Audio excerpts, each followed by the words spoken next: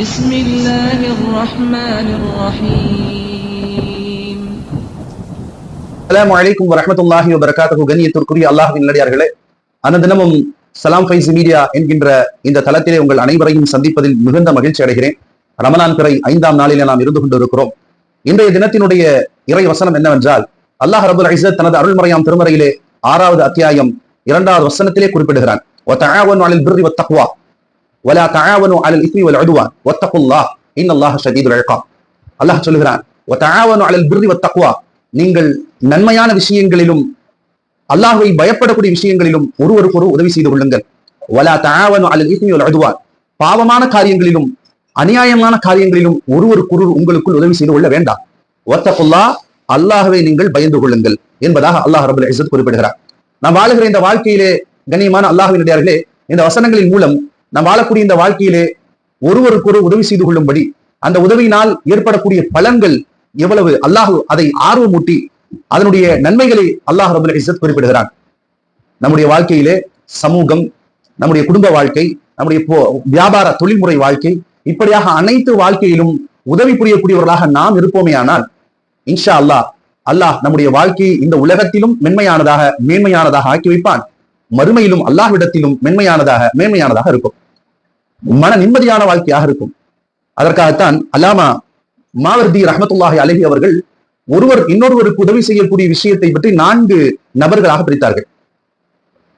ஒரு சில மனிதர்கள் இப்படி இருப்பார்கள். முதல் ரகம், பிறருக்கு உதவி செய்வார், ஆனால் பிறரிடம் உதவி தேடுவார். இவர் என்ன செய்யறாரு? பிறருக்கு உதவி புரிவார். முதலாம் அவர் பிறரிடம் உதவி தேடுவார். இரண்டாம் அவரை பற்றி சொன்னார்கள், உதவி செய்ய யாருக்கும் இவர் உதவி செய்ய மாட்டார், ஆனால் உதவி யாரிடத்திலும் இவர் தேடவும் மாட்டார். இது இரண்டாவது ரகம். மூன்றாவது ரகத்தை பற்றி அல்லாமா மாவர்தி ரஹ்மத்துல்லாஹி அலைஹி அவர் சொல்கிறார்கள், இவர் பிறரிடம் உதவி தேடுவார், ஆனால் பிறரிடம் உதவி தேடுவார், பிறருக்கு இவர் உதவி செய்ய மாட்டார். நான்காவது ரகத்தை பற்றி சொன்னார்கள், நான்காவது இவர் உதவி தேடுவார், பிறரிடம் இவர் உதவி செய்வார், ஆனால் பிறரிடம் எந்த வகையிலும் உதவி தேட மாட்டார். இது 4வது ரகம்.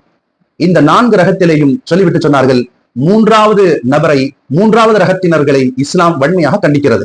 அதாவது பிறரிடம் உதவியை தேடிக்கொண்டு இவர் ஆனால் யாருக்கும் உதவி செய்ய மாட்டார் என்கின்ற இந்த ரகத்தை அல்லாஹ்வின் தூதரும் வன்மையாக கண்டிக்கிறார்கள். இந்த 4வது ரகம் இருக்கிறாரே, இவர் பிறருக்கு உதவி செய்வார், ஆனால் யாரிடத்திலும் இவர் உதவி தேட மாட்டார் என்கின்ற இந்த ரகத்தை இஸ்லாம் வெகுவாக பாராட்டி இருக்கிறது. அல்லாஹ்வால் படைக்கப்பட்ட அத்துணை ஜீவ காரியங்களான ஜீவ ராசிகளும் நியமத்துகளும் அருள் கொடைகளும் இப்படித்தான். அது பிறருக்கு உதவி செய்யும், ஆனால் பிறரிடமிருந்து எந்த உதவியும் எதிர்பார்க்காது.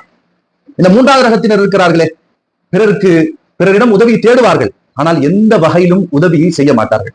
இவர்கள் எல்லாம் மனிதர்களே அல்ல, மாறாக பிணங்களை போன்றவர்கள்.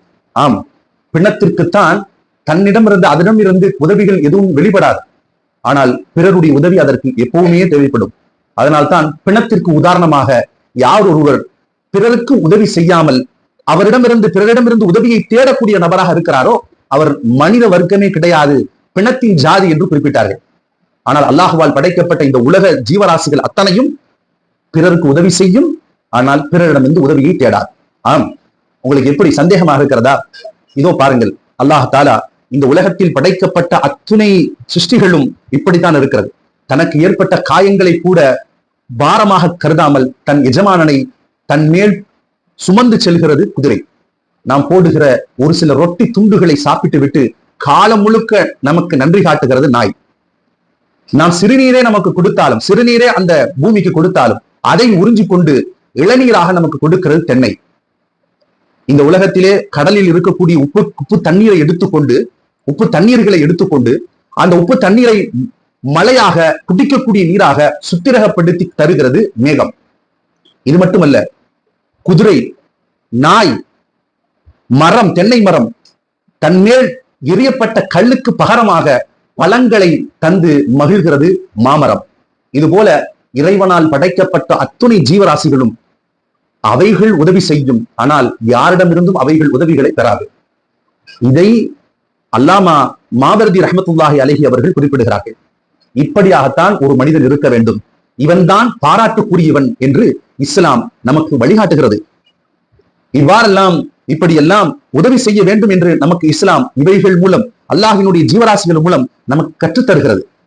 உலகில் வாழும் ஒவ்வொருவரும் தன் சகோதரனுக்கு நல்ல விஷயங்களின் பக்கம் வழிகாட்டி கொண்டே இருக்க வேண்டும். அவனுக்கு உதவி செய்ய வேண்டும்.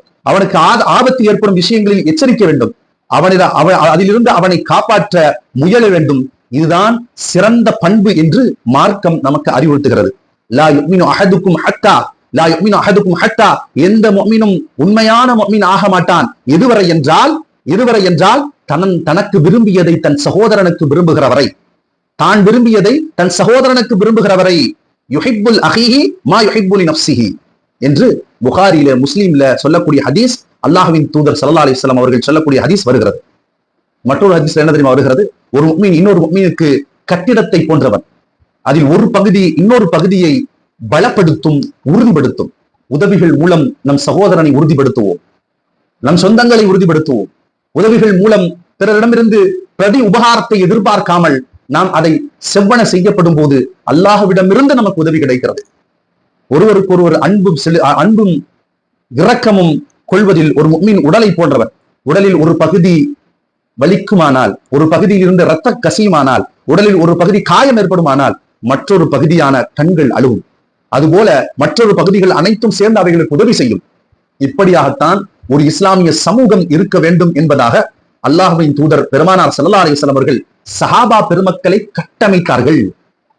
தனக்கு அநீதம் இழைக்க போதிலும் அவனுக்கு உதவி செய்ய வேண்டும் என்று நினைக்கக்கூடியவர்கள் சஹாபாக்கள்.